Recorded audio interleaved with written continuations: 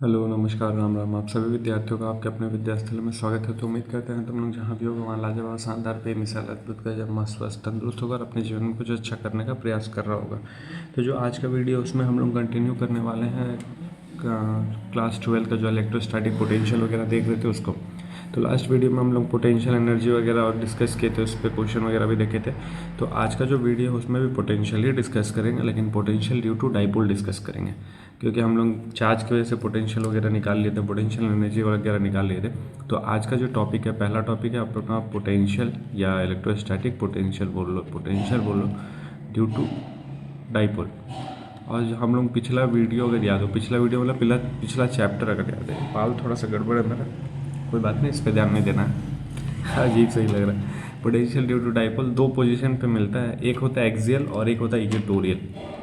तो पहले हम लोग डिस्कस करेंगे एट एक्सियल। एक्सियल मतलब एक्सिस पे ही कहीं लाई करेगा तब। तो potential due to dipole at axial अपने को निकालना है। तो एक्सियल निकालने के लिए हम लोग एक्सियल बना ले। तो एक्सियल बनाने के लिए कुछ ऐसा हो जाएगा अपने पास। जैसे मान लो डाइपोल का डेफिनेशन क्या होता है कि दो चार्जेस है, ठीक है, दोनों के बीच का कुछ दूरी होता है। दो चार्जेस हो गया, एक होता है माइनस क्यू,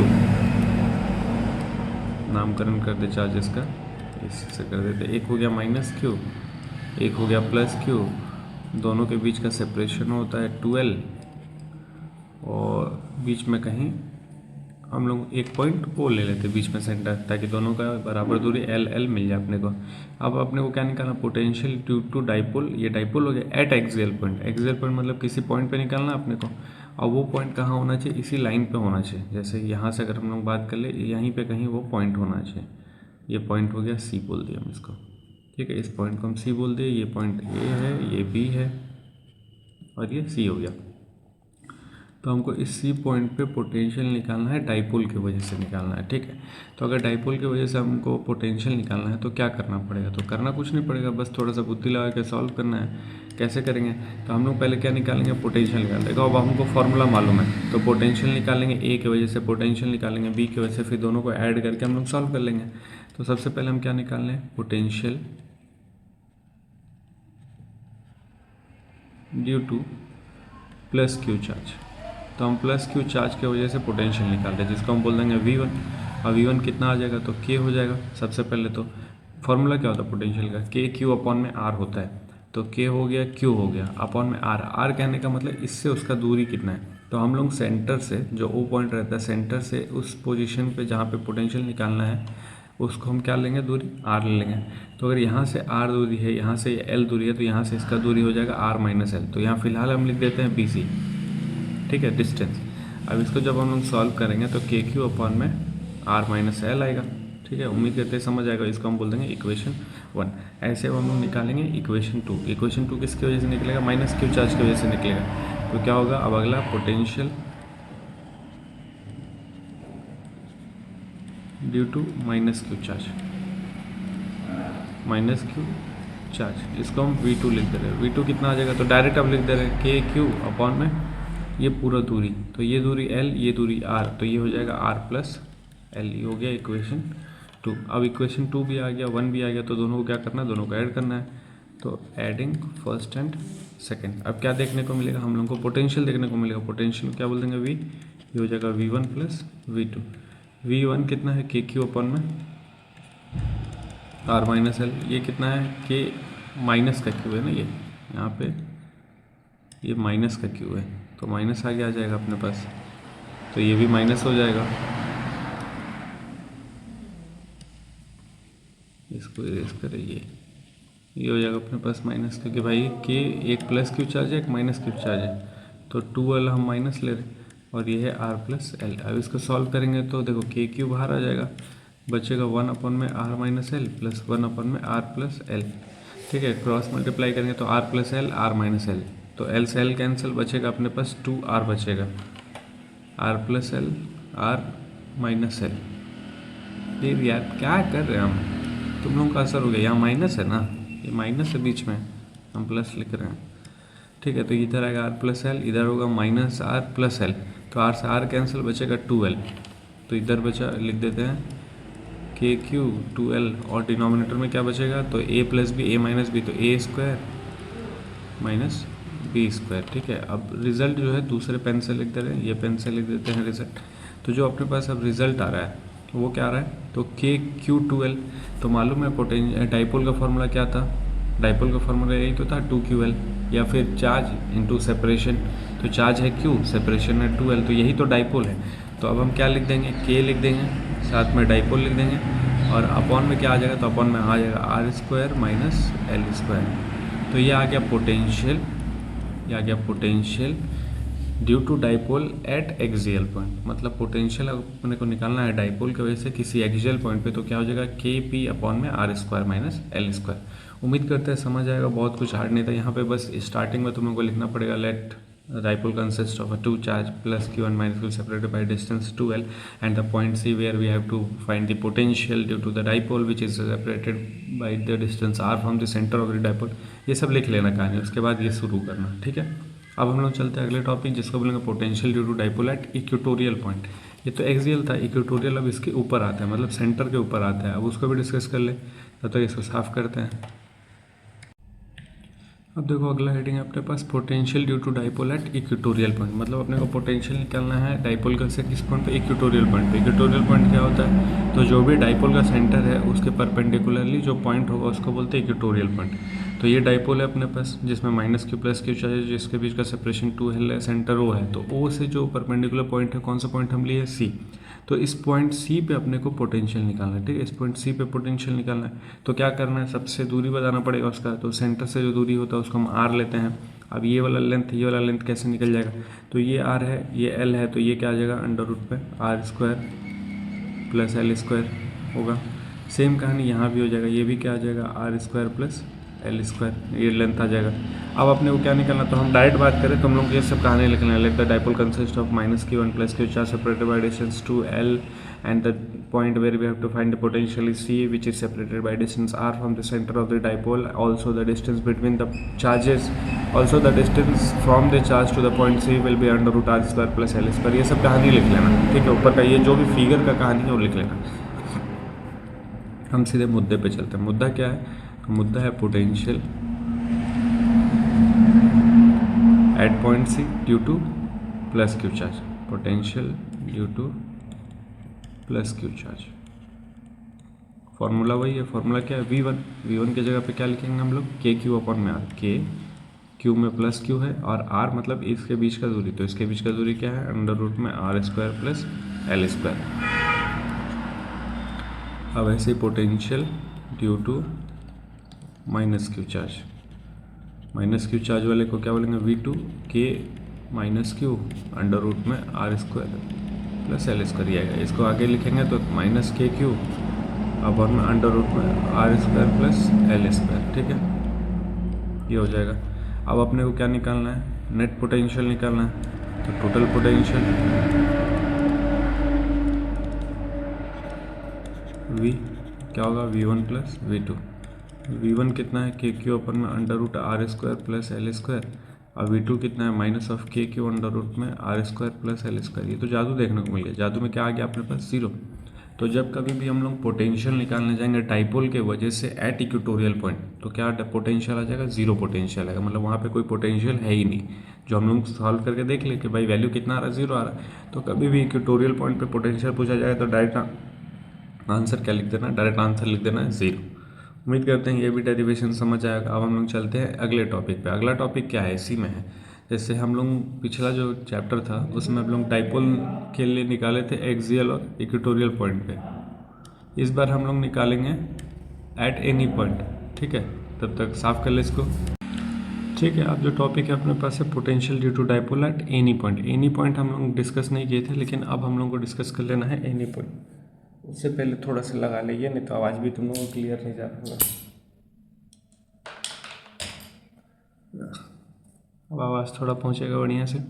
तो क्या है potential due to dipole at any point. किसी भी रैंडम पॉइंट पर अगर हमको पोटेंशियल निकालना है तब कैसे करेंगे? अभी तो हम लोग दो ही देखे थे, इक्वेटोरियल और एक्सियल देखे थे। अब किसी रैंडम पॉइंट, वो रैंडम पॉइंट कौन सा हो गया? Point C. ठीक है, जैसे ये हो गया अपने पास dipole minus Q plus Q charge, separation 2L का है, सेंटर O हो गया। इस सी पॉइंट पर अपने को पोटेंशियल निकालना है, तो कैसे निकालेंगे? तो कंस्ट्रक्शन का बहुत बड़ा रोल है इसमें कि कंस्ट्रक्शन हम कैसा कर रहे हैं और कैसे कैसे चीज़ों को लेना है, तो वो समझो। हम पूरा लिखेंगे नहीं कि let the dipole point C, R डेशनी ये वो, हम समझाते रहे, उसी को तुम लोगों को लिखना पड़ेगा। हम डायरेक्ट रिजल्ट से चलेंगे, मतलब डायरेक्ट हम पोटेंशियल फाइंड करना शुरू करेंगे।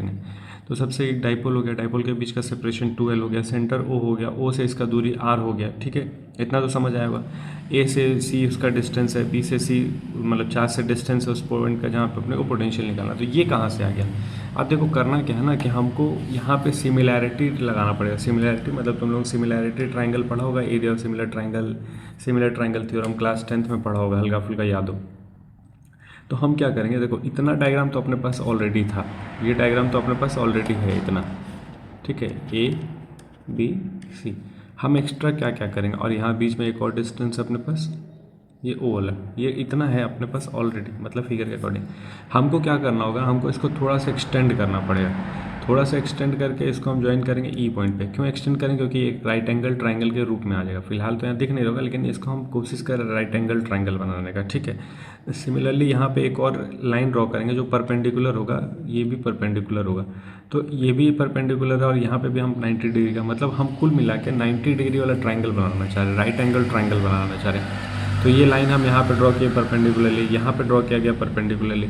दिख नहीं रहा है फिगर में, लेकिन कंस्ट्रक्शन कुछ इस तरीके से किया गया है। ठीक है, तो ये इसीलिए दो लाइन एक्स्ट्रा आ गया, इसको हम एक्सटेंड करके यहाँ पे ड्रॉ किए, यहाँ पे परपेंडिकुलर ड्रॉ किए। तो ये कुछ कहानी हो गया। अब ये कहानी क्यों हुआ है तो अभी बात कर लेंगे क्यों हुआ ये कहानी। तो अब हमको क्या करना पड़ेगा ना, वो सब लेट वेट वाला कहानी लिख लेना। अब हमको लिखना है potential due to plus Q charge. ठीक है, potential due to plus Q charge क्या होगा, तो V1 होगा। V1 की जगह पे क्या लिखेंगे, तो के क्यू अपॉन में R। R कहने का मतलब ये डिस्टेंस हो गया, ये डिस्टेंस कहने का मतलब BC हो गया। अब BC का वैल्यू मालूम नहीं है अपने को, लेकिन हम यहाँ से इस वाले लाइन का सबका वैल्यू निकाल सकते हैं। अब कैसे निकाल सकते हैं वो देखो, BC को हम रिप्लेस कर देंगे, यहाँ पे रिप्लेस कर देंगे BC को CD से। अब कैसे रिप्लेस कर दिए, तो सिमिलैरिटी ट्राइंगल लगाएंगे हम लोग, सिमिलर ट्राइंगल, जैसे ये COB ट्राइंगल लेंगे और CDB ट्राइंगल लेंगे। यहाँ से ये दोनों ट्राइंगल सिमिलर हो जाएगा, तो उसी हिसाब से जो साइड्स का रेशियो है, मतलब BC और CD का रेशियो वो आपस में इक्वल हो जाएगा। अब देखो ये जो हम CD लाए हैं, CD को हमको लिखना है इसके टर्म में, मतलब O के टर्म में लिखना है। तो हम क्या लिखेंगे, KQ CD की जगह पर हम लिखेंगे CO माइनस, ये पूरा C हो गया, इसमें माइनस कर देंगे DO। तो जब CO माइनस DO करेंगे तो CD ही तो बचेगा। ठीक है, अब क्यों ऐसा किया, क्योंकि देखो हमको CO का वैल्यू मालूम है, CO का वैल्यू है R, और अभी हम बोले कि 9 मतलब परपेंडिकुलर लाइन ड्रॉ किए हैं, तो ये अपने पास एक राइट एंगल ट्राइंगल है। एक राइट एंगल ट्राइंगल ये है अपने पास L, ये वाला साइड L है, तो ये हम निकाल लेंगे, तो ये आ जाएगा L cos थीटा, ये आ गया अपने पास इक्वेशन 1। तो ये हम लोग निकाले हैं potential due to plus Q charge. ऐसे ही हम लोग निकालेंगे potential due to minus Q charge. उसको हम करते हैं नीचे जाना पड़ेगा। नीचे जाने के लिए क्या तरीका है अपने पास, कोई भी फिगर उठाइए रैंडम, ऐसे लाइन एक ड्रॉ कीजिए, धीरे धीरे फिगर नीचे जाएगा, बस इतना ही रहने देते हैं। अब हम लोग करते हैं potential due to minus Q charge. Pen का कलर चेंज कर देते हैं। तो अब क्या है अपने पास, potential due to minus Q charge. अब माइनस क्यू चार्ज की वजह से क्या आएगा फॉर्मूला, तो पोटेंशियल V2 फॉर्मूला तो K माइनस क्यू अपॉन में R, और R जो था सेपरेशन जो था यहाँ से यहाँ तक कहने का मतलब AC था। अब सेम इसको रिप्लेस हम लोग कर देंगे सिमिलैरिटी ट्रायंगल लगा के CE से, तो जो AC है वो सिमिलर हो जाएगा किसके, CE के। अब CE क्या था, तुम लोग फिगर अगर देखेगा तो यहाँ से जो C तक पॉइंट जा रहा था वही लाइन जो था वो था CE। अब CE को भी अगर हम दो पार्ट में तोड़ना चाहें तो CE को तोड़ेंगे CO और साथ में OE, तो माइनस ऑफ KQ अपॉन में CO प्लस OE। अब ये क्या आएगा, माइनस ऑफ KQ, CO क्या था, तो CO है R, प्लस OE क्या है, तो OE फिर से भी हम बात करें, ये राइट एंगल ट्रायंगल हम लोग लिए थे, ऐसा ड्रॉ किया था कि 90 डिग्री था। अब राइट एंगल ट्रायंगल है तो OE जो होगा वो होगा L cos थीटा, क्योंकि अपने पे L ये मालूम है, ये जो लाइन है मतलब डाइपोल वाला वो L है, आधा हिस्सा एल मालूम है अपने को, तो ये जो हिस्सा हो जाएगा वो क्या हो जाएगा, एल कॉस थीटा हो जाएगा, तो प्लस एल कॉस थीटा। तो एक आया अपने पास के क्यू अपॉन में R minus L cos theta, V1 की वजह से पोटेंशियल, V2 की वजह से पोटेंशियल ये आया। अब हम लोग क्या करेंगे, नेट पोटेंशियल निकालेंगे। तो नेट पोटेंशियल निकालने के लिए फिर से पेन का कलर चेंज कर लेते हैं। तो टोटल पोटेंशियल यहाँ लिख देते हैं, टोटल पोटेंशियल वो क्या होगा, V होगा, वो क्या होगा, V1 प्लस V2 होगा। V1 कितना है अपने पास, तो V1 है अपने पास के क्यू अपॉन में R minus L cos theta plus K Q, plus नहीं माइनस आ जाएगा ना, ये माइनस में आ गया, के क्यू अपन में R plus L cos theta. Same कहानी, कॉमन ले लिया, ब्रैकेट में क्या बचेगा, तो यहाँ हो जाएगा ए प्लस बी, ए माइनस बी, तो ए स्क्वायर माइनस बी स्क्वायर यहाँ बचा। ठीक, अब यहाँ क्या आएगा, तो ये इधर जाएगा तो R plus L cos theta, ये इधर आएगा तो minus R plus L cos theta, तो कुल मिला के 2l कॉस थीटा आएगा। अब देखो ये जो चीज़ है Q और 2l, इसको हम बोलते हैं P, P मतलब dipole, K P cos theta upon में R square minus L L, अरे यार L square cos square theta. तो ये अपने पास नेट पोटेंशियल आ गया, किसके वजह से, डाइपोल की वजह से, किसी रैंडम पॉइंट पे, किसी रैंडम पॉइंट पे अगर हमको पोटेंशियल निकालना है तो ये फॉर्मूला हो जाएगा। उम्मीद करते हैं ये भी समझ आएगा। थोड़ा सा ये कंस्ट्रक्शन वगैरह लेके टफ हो जा रहा है, समझने में प्रॉब्लम कर सकते हैं, लेकिन दोबारा तुम लोग देखें क्लियर है, कोई ऐसा बहुत मुश्किल नहीं है। ठीक है, उम्मीद करते हैं समझ आएगा। अब देखो किसी भी तीनों केस में, वो एक्सियल हो चाहे इक्वेटोरियल हो चाहे ये रैंडम पॉइंट है, हम किसी भी केस में आइडियल डाइपोल के बारे में डिस्कस नहीं किया। आइडियल डाइपोल जब कभी भी हम लोग डिस्कस करेंगे तो ये बता दे रहे हैं आइडियल डाइपोल में कंडीशन क्या लगने लगेगा, तो वो कंडीशन लगने लगेगा कुछ ये कि जो आर है, आर कहने का मतलब वो जो सेपरेशन है चार्जेस से लेके उस पॉइंट का जिस पे हम लोग को पोटेंशियल निकालना है, वो जो आर होने लगेगा बहुत बड़ा होने लगेगा as compare to L. L कहने का मतलब डाइपोल्स के बीच का सेपरेशन, मतलब सेंटर के बीच का। तो जब आर बहुत बड़ा होने लगेगा एल से, तो एल को नेगलेक्ट कर दिया जाएगा। एल को नेगलेक्ट कर देंगे तो मतलब ये पूरा पार्टी खत्म हो जाएगा, केवल क्या बचेगा, के पी कॉस थीटा अपॉन में आर स्क्वायर। तो आइडियल डाइपोल वाला कंडीशन तुम लोग खुद लगा सकते हैं, क्योंकि पिछले चैप्टर में हम लोग वो डिस्कस किए हैं। तो हर बार हम आइडियल डाइपोल वाला कंडीशन डिस्कस नहीं किए इसमें, लेकिन अगर आएगा कहीं से आइडियल डाइपोल या फिर ऐसा कंडीशन लिख के, तो एल वाले पार्टी को इग्नोर कर देना है। उम्मीद करते हैं ये समझ आया होगा और ये भी अच्छा चीज़ था। अब हम लोग चलते हैं पोटेंशियल एनर्जी निकालें। अभी तो हम लोग पोटेंशियल निकालें, डाइपोल की वजह से केवल पोटेंशियल निकाला गया। अब डाइपोल की वजह से पोटेंशियल एनर्जी निकाला जाएगा कि भाई पोटेंशियल एनर्जी कितना होता है डाइपोल की वजह से, तो उसको देख लेते हैं। फिर ये चाहे वीडियो बंद करेंगे, तब तक इसको साफ कर लें। तो अब अगला हेडिंग है अपने पास potential energy of a dipole in uniform electric field. ठीक है, ये अगला हेडिंग है। तो अब अपने को क्या निकालना, पोटेंशियल एनर्जी निकालना डाइपोल का। अब देखो डाइपोल के पास पोटेंशियल एनर्जी का भाई, या किसी भी चीज़ के पास जो भी हम लोग पढ़ रहे हैं फिलहाल चार्ज में, पोटेंशियल एनर्जी किसी के पास कब आ रहा है, जब एक चार्ज को हम किसी इलेक्ट्रिक फील्ड में लेके आ रहे हैं, किसी और चार्ज के इलेक्ट्रिक फील्ड में लेके आ रहे हैं, तो जो भी अपने को वर्क डन करना पड़ रहा है उस इलेक्ट्रिक फील्ड में ले आने के अगेंस्ट, वही उसके अंदर पोटेंशियल एनर्जी के रूप में स्टोर हो जा रहा है। यही हम लोग देखें। तो अगर हम लोग डाइपोल के लिए बात कर लेंगे, तो डाइपोल मान लो अपना डाइपोल ये है, अगर जब तक हम इसको मूव नहीं करेंगे, मतलब कहने का जब तक हमको इसको वर्क डन नहीं करना पड़ेगा, तब तक इसमें पोटेंशियल एनर्जी कहाँ से स्टोर होगा नहीं। तो अब इस पर वर्क डन कब होता है, तो इस पर वर्क डन तब होता है जब हम लोग इसको इलेक्ट्रिक फील्ड में रखते हैं। जो तुम लोग पिछला चैप्टर में देखा होगा कि यूनिफॉर्म, मतलब जब डाइपोल को इलेक्ट्रिक फील्ड में रखा जा रहा था तो उसके ऊपर टॉर्क लग रहा था। टॉर्क का फॉर्मूला क्या आ रहा था, पी साइन थीटा करके कुछ आ रहा था। ठीक है, तो जब कभी भी डाइपोल को हम इलेक्ट्रिक फील्ड में रखेंगे तो इसके ऊपर क्या लगेगा, टॉर्क लगेगा। इतना पता चल गया अपने को। और टॉर्क का मतलब क्या है, टॉर्क उसको घुमाएगा। ठीक है, टॉर्क कुछ ऐसा घुमाएगा। अब जब घुमा रहा है तो जैसे देखो ये घूमेगा कब, मतलब कोई चीज़ मोशन में कब आएगा, जब उसके ऊपर फोर्स लग रहा है और वो मोशन में आ रहा है। मोशन कहने का मतलब अगर वो डिस्प्लेस हो रहा है तो कहीं ना कहीं वर्क भी तो हो रहा है। वर्क का फॉर्मूला क्या होता है, फोर्स इंटू डिस्प्लेसमेंट। यहाँ पे कोई चीज़ घूम रहा है तो घूमने के ऊपर लगता है टॉर्क लग रहा है। टॉर्क ही के इक्विवेलेंट है किसके, फोर्स के। और यहाँ पे डिस्प्लेसमेंट हो रहा, मान लो थीटा एंगल से घूम गया, डी थीटा एंगल से घूम गया, ये उसका डिस्प्लेसमेंट हो गया। तो यहाँ जो वर्क हो जाएगा, वर्क को हम रिलेट करेंगे टॉर्क से, क्योंकि डाइपोल को जब हम लोग इलेक्ट्रिक फील्ड में रखते हैं तो उसके ऊपर लगता है टॉर्क ना, अपने को पता है पिछले चैप्टर के अकॉर्डिंग।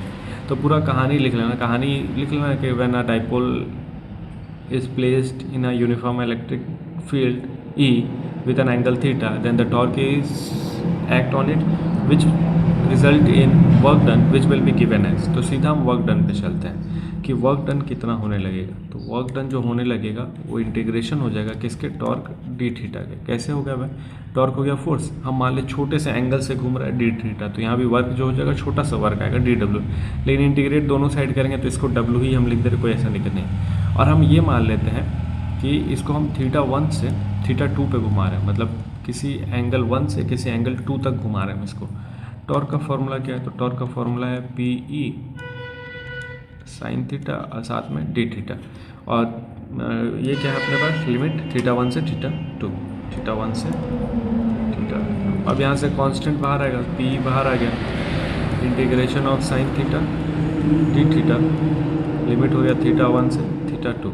अब जब इंटीग्रेशन करेंगे पी ई, तो इंटीग्रेशन ऑफ साइन थीटा आता है minus of cos theta, limit में हो गया थीटा 2 थीटा 1। अब यहाँ पे लिख देते हैं पी ई अपर लिमिट मतलब cos theta 2 minus of cos theta 2 और फिर माइनस तो प्लस ऑफ कॉस थीटा 1। इसको थोड़ा सा रीअरेंज करके लिख दें, तो रीअरेंज करके क्या लिख देंगे, P E cos theta 1 minus cos theta 2। तो ये एक वर्क डन आ गया अपने पास, ये एक वर्क डन आ गया कब, जब किसी डाइपोल को यूनिफॉर्म इलेक्ट्रिक फील्ड में रखेंगे थीटा 1 से, तो वो थीटा 2 पे घूमेगा, तो जो वर्क डन हो जाएगा वो ये हो जाएगा। अब हम यहाँ पे एक कंडीशन सपोज कर लेते हैं, लेट कर लेते हैं कि let theta 1 is equals to 90 degree. मतलब जो पहला एंगल है जिसको हम उस पर प्लेस्ड करें 90 डिग्री पे, ऐसा हम मान के चल रहे हैं कि उसको प्लेस्ड करें। तो जब हम उसको इस तरीके से रख रहे हैं तो उस केस में वर्क डन क्या आ जाएगा, तो उस केस में वर्क डन आ जाएगा पी ई कॉस 90 का वैल्यू 0, तो मतलब ये पूरा पार्टी खत्म, बचेगा अपने पास माइनस कॉस थीटा 2। तो कुल मिला के यहाँ जो आने लगेगा पी ई कॉस थीटा 2, और थीटा 2 को हम केवल थीटा बोल दे रहे हैं, ये अपने पास वर्क डन आ गया। तो जो वर्क डन है वही तो उसके पोटेंशियल एनर्जी के रूप में स्टोर हो जाएगा। तो कहने का मतलब जब कभी भी किसी डाइपोल को हम रैंडम एंगल पे रख रहे हैं तो जो अपने पास वर्क डन है वो क्या है, minus of P cos theta, और यही वर्क डन क्या है, यही अपने पास पोटेंशियल एनर्जी है, और ये किसके बराबर हो जाएगा, minus of P cos theta के। तो जब कभी भी डाइपोल को यूनिफॉर्म इलेक्ट्रिक फील्ड में रखा जाएगा तो जो उसके पास पोटेंशियल एनर्जी होगा वो कितना हो जाएगा, minus of P cos theta. उम्मीद करते हैं समझ आएगा, कोई इसमें बहुत बड़ा दिक्कत नहीं। देखो अब सारा चीज़ पीछे से रिलेट होता हुआ चल रहा है, अगर आप पढ़ाई में लापरवाही करेंगे तो सब खत्म हो जाएगा। और कई चीज़ें तो 11th से रिलेटेड भी करेंगे, तो 11th में भी तुम लोग टाइम पास किया होगा, तो यहाँ पे भी हवा नहीं लगेगा। तो बात क्या हो गया, पोटेंशियल एनर्जी निकालना था डाइपोल को यूनिफॉर्म इलेक्ट्रिक फील्ड में, तो ये आ गया, ठीक है। अब अपने पास थीटा है तो कंडीशन भी आएगा, तो वो कंडीशन को हम यहाँ डिस्कस कर लेते हैं। 3 कंडीशन आएगा, 3 कंडीशन को ही डिस्कस करेंगे हम लोग, 1 2 3, ठीक है। जब थीटा का वैल्यू हम लोग 0 डिग्री ले लें, जब थीटा का वैल्यू हम लोग 90 डिग्री ले लें, जब थीटा का वैल्यू हम लोग 180 डिग्री ले लें, कुछ ऐसा कंडीशन, 3 कंडीशन। तो इस केस में जब थीटा का वैल्यू 0 डिग्री आएगा तो जो पोटेंशियल एनर्जी आ जाएगा वो minus of P cos theta, cos 0 degree, और कॉस 0 डिग्री का वैल्यू होता है 1, तो ये आने लगेगा माइनस ऑफ पी। अब देखो माइनस लगा है तो माइनस का मतलब ये क्या हो जाएगा, मिनिमम। तो इस केस में पोटेंशियल एनर्जी क्या हो जाएगा, मिनिमम। जब डाइपोल को 0 डिग्री में प्लेस करेंगे इलेक्ट्रिक फील्ड में तो उस समय जो पोटेंशियल एनर्जी रहेगा वो हो जाएगा मिनिमम, और उस पर जो लगने वाला टॉर्क हो जाएगा वो भी हम लोग को कुछ देखना पड़ेगा, जो हम लोग पिछले क्लास में देखे थे, मतलब पिछले चैप्टर में देखे थे, ठीक है। अब क्या हो गया, देखो कुल मिलाकर हम ऐसे बात करें, जब थीटा है अपने पास, ये वाला जो थीटा हम लोग बात कर रहे हैं, थीटा को अगर 0 डिग्री पे रखेंगे तो ये कुछ इस तरीके से प्लेस्ड कर देंगे, इस तरीके से। तो इस केस में टॉर्क भी कहाँ लग रहा था, जब टॉर्क लग ही नहीं रहा था तो पोटेंशियल एनर्जी तो मिनिमम हो जाएगा, क्योंकि भाई डिस्प्लेस ही नहीं होगा। अब थीटा को हम कर देते हैं 90 डिग्री, तो जब 90 डिग्री करेंगे तो कुल मिला के जब यहाँ 90 रखेंगे तो ये कितना आने लगेगा, 0, और u आ जाएगा 0। अब u अगर 0 आ गया तो इसका कहने का मतलब क्या है, अगर u 0 आ रहा है तो ये पोटेंशियल एनर्जी उस समय उसके पास क्या है, 0 है। देखो इस केस में मिनिमम था, यहाँ पे 0 है, तो इस केस में क्या आना चाहिए, मैक्सिमम आना चाहिए, क्योंकि भाई cos 180 डिग्री का वैल्यू होता है -1। तो इस केस में अगर हम लोग पोटेंशियल एनर्जी लिखेंगे तो हो जाएगा पी, और ये क्या है अपने पास, मैक्सिमम। तो ये कंडीशन पूछ लेता है कि कौन से एंगल पे किसी डाइपोल का यूनिफॉर्म इलेक्ट्रिक फील्ड में पोटेंशियल एनर्जी मैक्सिमम हो सकता है, कौन से कंडीशन पे। तो जब कभी भी उसको हम 180 डिग्री पे रखेंगे तो उस केस में जो उसका पोटेंशियल एनर्जी है वो मैक्सिमम रहेगा। कब जीरो हो सकता है, तो 90 डिग्री पे जीरो हो सकता है। मिनिमम कब हो सकता है, 0 डिग्री पे मिनिमम हो सकता है। तो उम्मीद करते हैं आज का पूरा जो वीडियो था डाइपोल पे था, जिसको हम लोग एक्सियल, इक्वेटोरियल, रैंडम पॉइंट, फिर उसका पोटेंशियल एनर्जी निकाले। तो उम्मीद करते हैं ये सारा चीज़ समझ आया होगा। नेक्स्ट वीडियो में हम लोग इसके ऊपर जो न्यूमेरिकल है उसको देख लेंगे। तब तक फिर ये सब रिवाइज करते रहना, पढ़ते